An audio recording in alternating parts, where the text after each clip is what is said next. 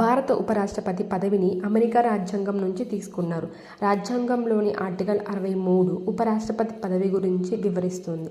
Article 64 ప్రకారం రాజ్యసభకు ex officio చైర్మన్గా వ్యవహరిస్తారు.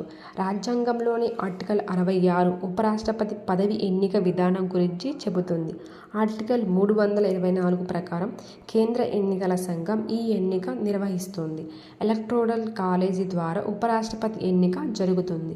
లోక్సభ, రాజ్యసభకు ఎన్నికైన సభ్యులతో పాటు నామినేటెడ్ సభ్యులు ఓటర్లుగా ఉంటారు. ఉపరాష్ట్రపతి పదవికి పోటీ చేసే అభ్యర్థి నామినేషన్ పత్రాన్ని ఎలక్టోరల్ కాలేజ్లోని 20 మంది ప్రతిపాదించాలి.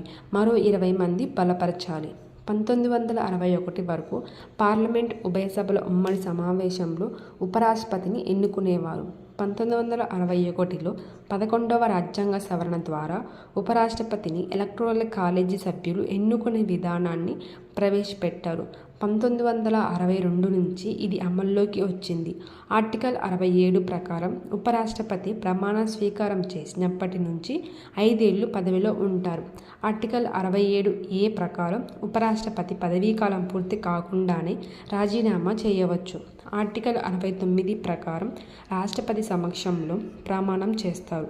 ఆర్టికల్ 97 ప్రకారం ఉపరాష్ట్రపతి రాజ్యసభ చైర్మన్ హోదాలో మాత్రమే వేతనం పొందుతారు. Thank you. జై హింద్.